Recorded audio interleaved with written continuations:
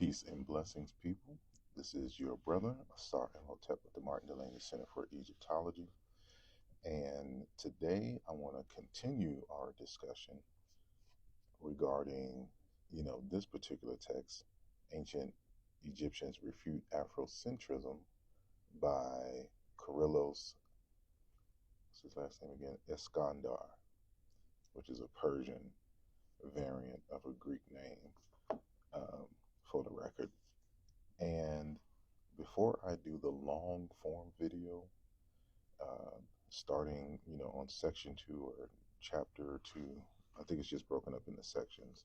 So before we start getting on section 2, I want to start having a discourse on foreigners in ancient Egypt and how many foreigners have assimilated into Egyptian culture.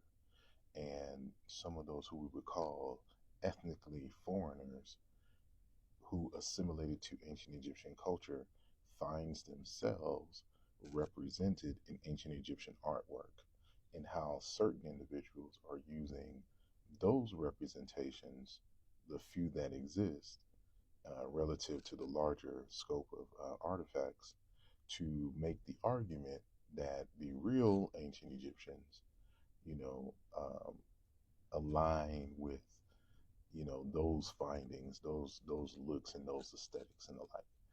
And so one of the arguments that he makes in the text is that Afrocentrists, these unnamed Afrocentrists, because of course he doesn't cite any text, and he is responding to individuals from Facebook posts, but he doesn't even put the Facebook post in the text to refute.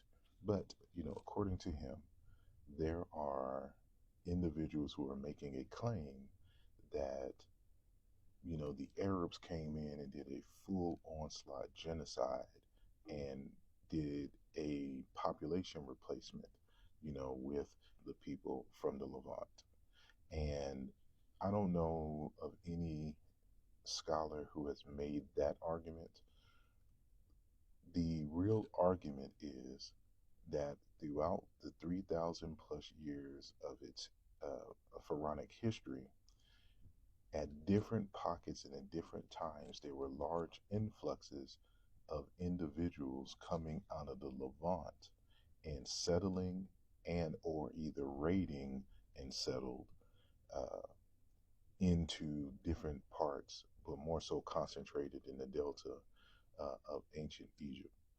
And so it's a bit more nuanced than and just a all-out genocide in terms of population replacement. But there, in the long form video that we just did, I discussed, or I showed from primary source material, the ancient Egyptians complaining about the large number of Asiatics who came and settled in, and they are named like the quote unquote Bedouins, and these are Arabs. So a mistake that a lot of people make is believing that when the Arabs came after the creation of Islam, that was the first interaction with Arabs.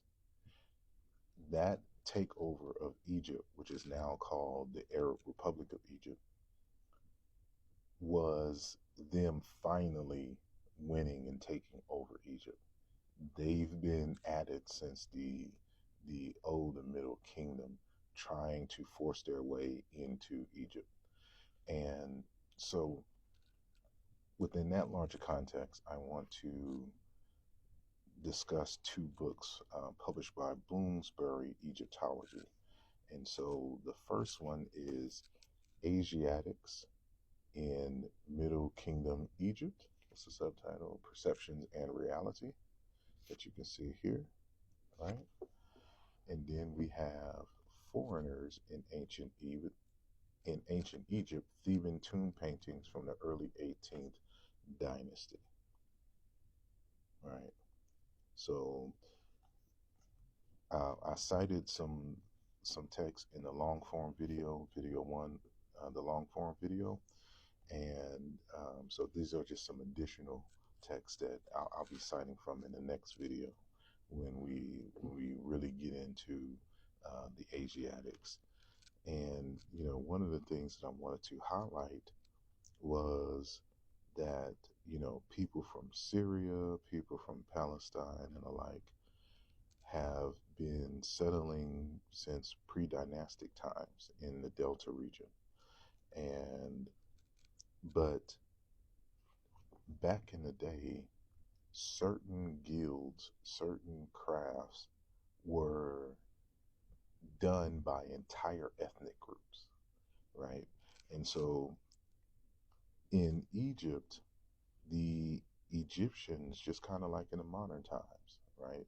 They wanted to do, they wanted to export the jobs, right? Bring in, foreigners to do certain labor.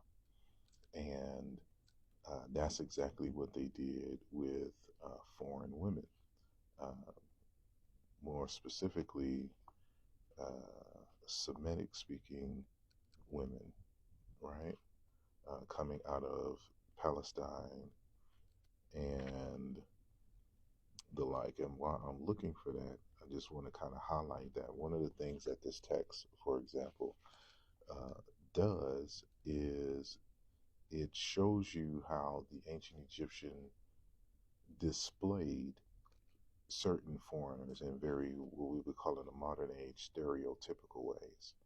And so when you see, although certain ancient Egyptians are in fact in Egyptian garb and they're speaking the Egyptian language, they can still be identified, some of them, by, for example, their hairstyles, right?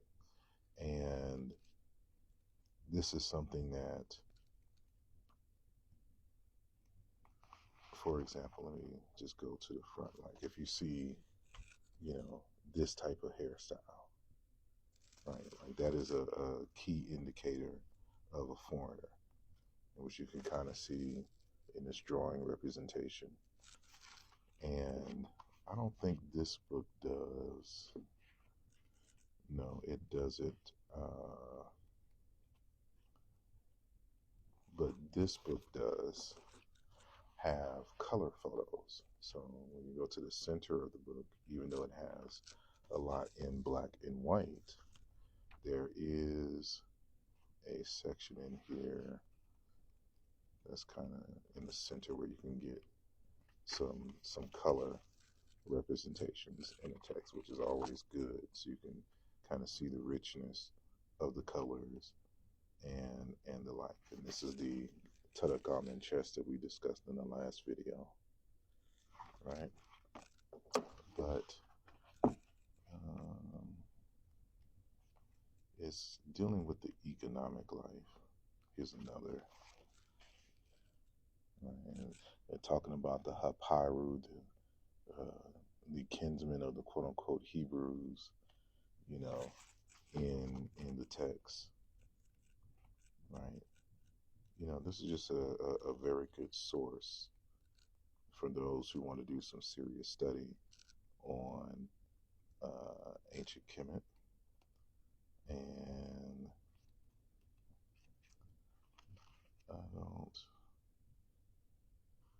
they talk about, like, if you can read the hieroglyphs, you can tell because some of these people have Semitic names, right? And that's going to be key in the discussion as well. So with that said, I think I will end it there. And so you'll see all my notes in the upcoming discussion. And I look forward to your commentary. Make sure that you please share the video. And I will see you soon. So, boom.